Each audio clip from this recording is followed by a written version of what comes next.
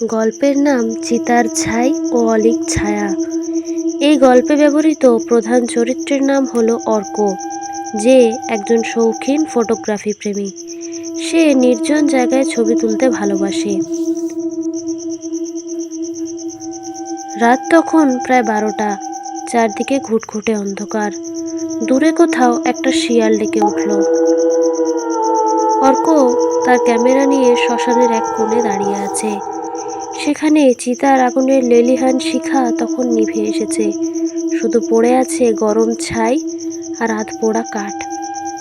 অর্ক: লোকে বলে এই শ্মশানে নাকি রাত বাড়লে বাতাস ভারী হয়ে যায়, তবে আমি তো শুধু ফ্রেম খুঁজি।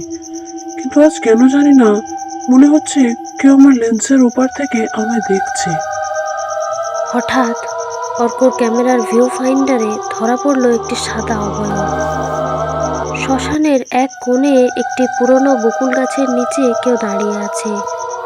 অর্ক ক্যামেরাটা জুম করলো। সে দেখে সামনে একটি মেয়ে, পরনে সাদা শাড়ি, চুলগুলো অবিন্যস্ত। অর্ক: এত রাতে আপনি এখানে? কেউ কি সাথে আছে আপনার? মেয়েটি কোনো উত্তর দিল না। সে শুধু অর্কর দিকে স্থির দৃষ্টিতে তাকিয়ে থাকলো। তার চোখের পলক পড়ছে না। এবার অর্ক কিছুটা সাহস সঞ্চয় করে মেয়েটির দিকে এগিয়ে গেল। কিন্তু অর্ক যতই এগোচ্ছে মনে হচ্ছে দূরত্ব আর কমছে না। অর্ক: শুনুন, শ্মশান জায়গাটা নিরাপদ নয়। আপনি একা কেন এখানে? মেয়েটি বলে, নিরাপদ? নিরাপদ তো কোথাও নেই। জীবন যেখানে শেষ হয় সেখান থেকেই তো আসল নিরাপত্তা শুরু হয়। অর্ক: আপনার নাম? আপনি এখানে কেন এসেছেন? মেয়েটি বলে, নাম? নাম দিয়ে কি হবে? আমি তো একটা অপেক্ষার নাম। আমি এসেছি আমার হারিয়ে যাওয়া আগুনের খোঁজে। তুমি কি আমায় একটু সাহায্য করবে? এরপর মেয়েটি হাত বাড়িয়ে অর্ককে কাছে ডাকলো। অর্ক সম্মোহিতের মতো এগোতে লাগলো। হঠাৎ অর্ক খেয়াল করলো মেয়েটি যেখানে দাঁড়িয়ে আছে তার পায়ের নিচে কোনো মাটি নেই। সে যেন বাতাসের ওপর দাঁড়িয়ে আছে। অর্ক: আপনি কে? আপনার ছায়া মাটিতে পড়ছে না কেন? মেয়েটি বলে, ছায়া তো শরীরে থাকে। যার শরীর পুরো ছাই হয়ে গেছে তার কি আর ছায়া থাকে? তুমি তো ছবি তোলো, আত্মার ছবি তোলার ক্ষমতা তোমার লেন্সে আছে।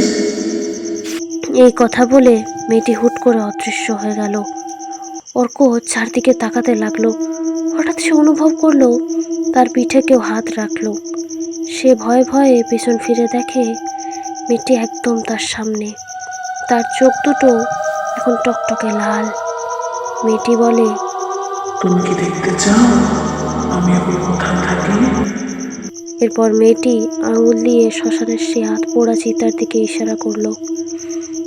অর্ক ভয়ে কাঁপতে কাঁপতে চিতার কাছে গিয়ে দেখলো সেখানে একটি পাথরের ওপর একটি নাম লেখা, কিন্তু নামটা অস্পষ্ট। অর্ক: এখানে কার নাম লেখা? মেয়েটি ফিস ফিস করে বলে, যে নামটা তুমি জানতে চাইলে সেটা। আমি নিশিতা। এই শ্মশান আমার ঘর, কিন্তু আজ থেকে এটা তোমারও ঘর হতে পারে। অর্ক দৌড়াতে শুরু করলো, কিন্তু যেদিকেই যাচ্ছে ঘুরে ফিরে সেই একই চিতার সামনে ফিরে আসছে। মেয়েটি এখন ভয়ঙ্করভাবে হাসছে। সেই হাসি শ্মশানের নিস্তব্ধতাকে চিরে দিচ্ছে। নিশিতা: পালিয়ে কোথায় যাবে? তুমি যখন আমার লেন্সে ধরা দিয়েছ তখন থেকে তুমি আমার ফ্রেমে বন্দি। অর্ক হোঁচট খেয়ে পড়ে গেল। তার ক্যামেরাটা মাটিতে পড়ে গেল। ক্যামেরার ডিসপ্লেতে একটা অটো প্লে ভিডিও চলছে। অর্ক দেখলো পুরো ভিডিওতে সে যেন বাতাসের সাথে কথা বলছে। মেয়েটি ভিডিওতে নেই। অর্ক: এটা হতে পারে না। আমি তো তোমাকে স্পষ্ট দেখছি। নিশিতা: দৃষ্টিভ্রম নাকি ভবিতব্য সেটা না হয় অজানাই থাক, তবে কাল ভোরে যখন মানুষ সেখানে আসবে তারা শুধু একটা ক্যামেরা আর কিছু গরম ছাই পাবে, কারণ তোমার অস্তিত্ব মিশে যাবে এই আগুনের শিখায়।